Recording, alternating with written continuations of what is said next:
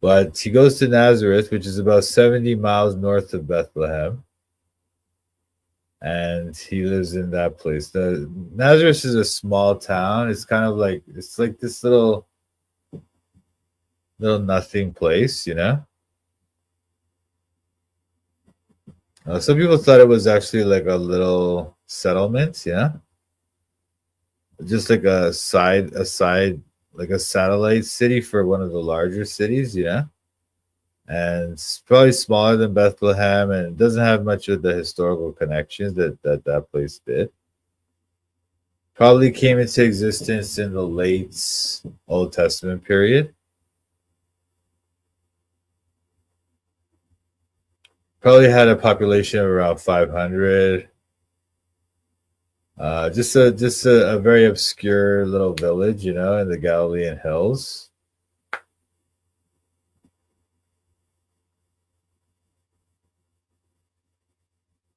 Mm.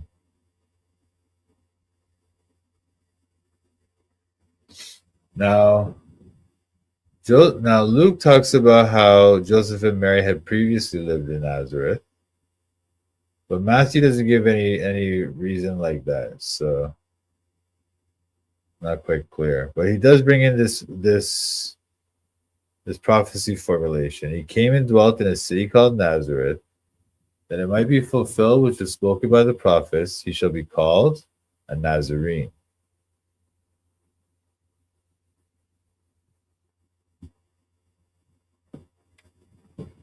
So this now people will say that this prophecy doesn't occur in the Old Testament. Um, but there's some ideas about where this might have come from. Like this place Nazareth is never mentioned in the Old Testament either, so it's probably a newer place. Um,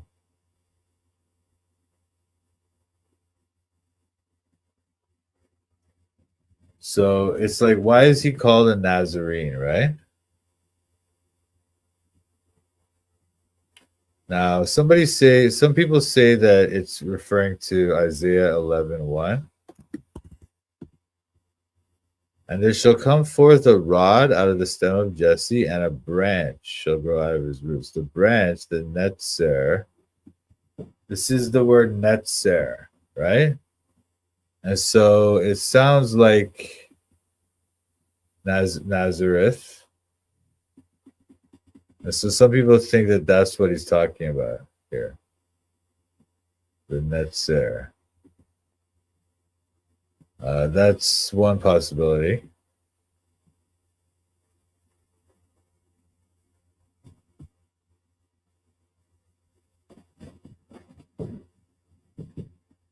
Now, other people suggest that there might be a wordplay with the Hebrew word netzar, which is like a place to guard. Or means like guard or watch or preserve. And so that would draw on these other Isaiah prophecies like Isaiah 49:6. And he said, "It is a light thing that thou shouldest be my servant to raise up the tribes of Jacob and to restore the preserved of Israel." The preserved being the Natsar. So that's another thing people suggest that that's where they got the word Nazareth or the Nazarene idea. Okay.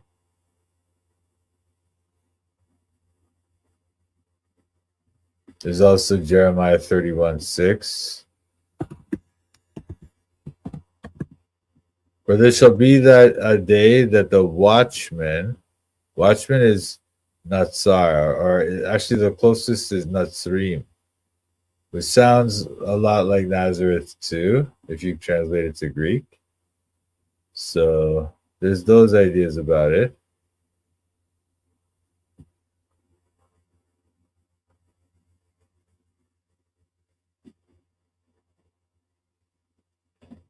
But I think of some other ones here.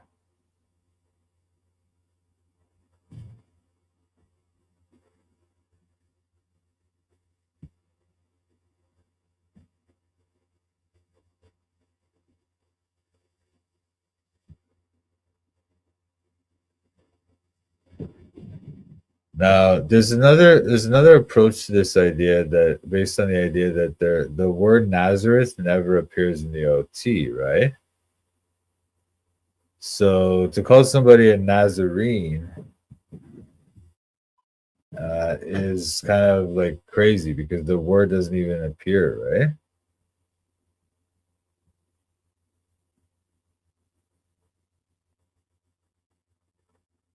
That's why kind of, or there's this idea of the Nazarene as being this person that's dismissed. That's why even John will say that thing about it. This is kind of like why people think of Nazareth as this bad place, right? Because in John's gospel, Nathaniel tells him that, you know, or Philip tells Nathaniel that they found Jesus of Nazareth, right? And Nathaniel says, "Can there be any good thing come out of Nazareth?" So it's already this idea in people's heads that Nazareth is this bad place. And we already saw that there's this idea in John's gospel that they didn't consider it possible that a Nazarene or that the Messiah could come from Galilee. Yeah. Others said this is the Christ, John 7:41. Others said this is the Christ, but some said, shall Christ come out of Galilee? Hath not the scripture said that Christ cometh out of the seed of David and out of the town of Bethlehem where David was? So the people didn't even believe that Christ could come from this place, right?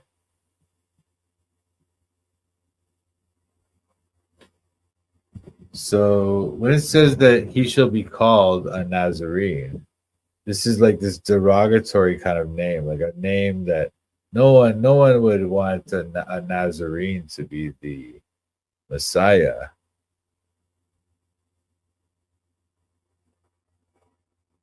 You know,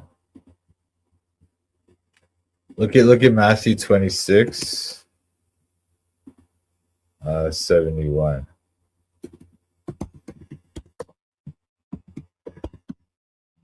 When he was gone out into the porch, another maid saw him and said unto them that were there, this fellow was also with Jesus of Nazareth.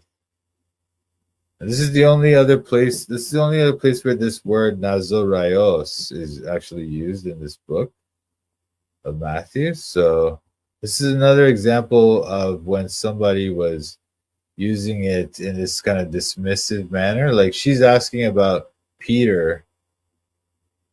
Weren't you the one that was with Jesus of Nazareth? And then he denied it, right?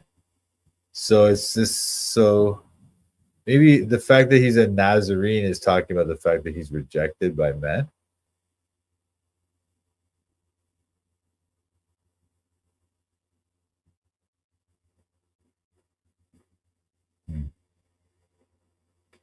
Because there's a lot of those prophets that prophetic ideas about the prophet being rejected by men as well, right? For example, obviously Isaiah 51, but probably an even better one is Isaiah 52.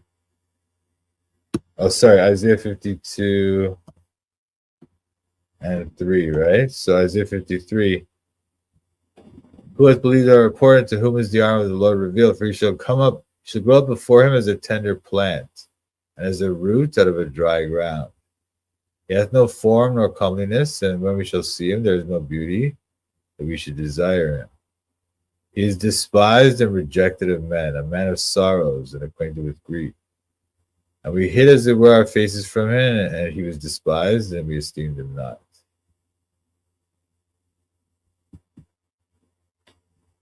And also the fact that he springs up out of the ground like a branch or a root out of the dry ground.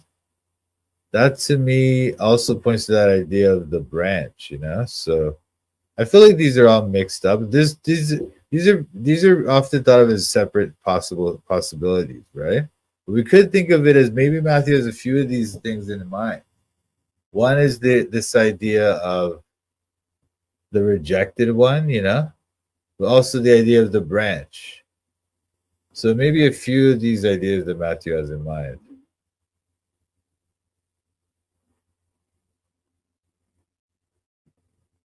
But it's this idea, like even here, right? We see this idea that he's gonna come out of nowhere and appear, and and no one knows where he's from, type of thing, you know.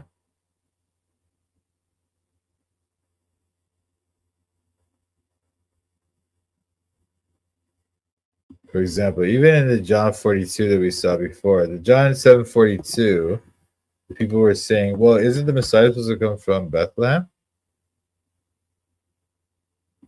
If you look earlier in the same chapter,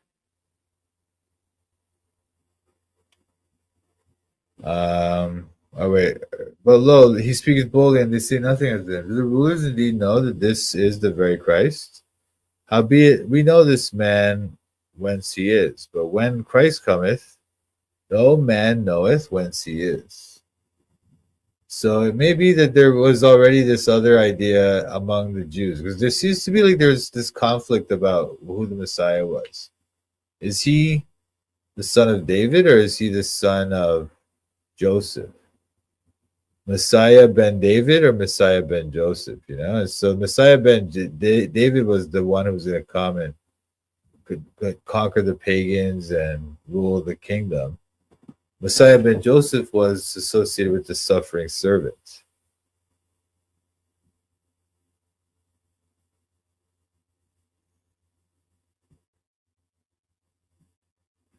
So maybe that this Nazarene, he should be called a Nazarene, is referring to that idea that the Nazarene is like this person that's rejected and thought of as like beneath.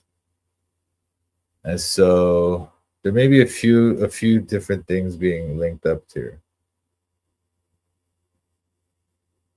I honestly think that it's not just one of these solutions. It's not just the idea of him being rejected, but it's the rejected, it's the branch idea as well.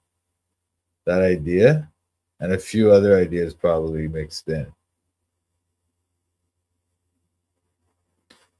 But Matthew's probably appealing to a few ideas that were in his readers' minds on that subject, you know?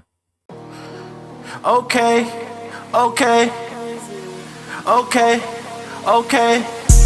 I'm studying the Bible in Toronto. I'm studying the Bible in Toronto. I'm studying the Bible in Toronto. I'm studying the Bible in Toronto. Studying the Bible with Mike, Sam, Pat. These other YouTubers are just so trash.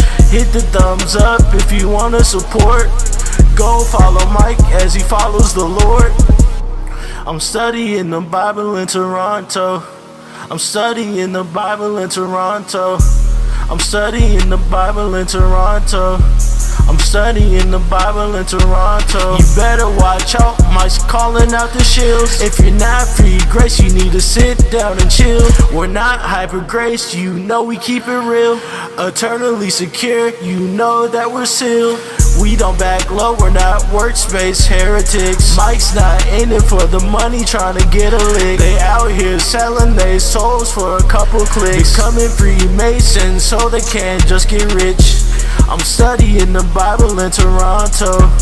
I'm studying the Bible in Toronto. I'm studying the Bible in Toronto. I'm studying the Bible in Toronto. Shout out to Mike, Sam, Pat. Check out his channel, Toronto Bible Study. Subscribe and like.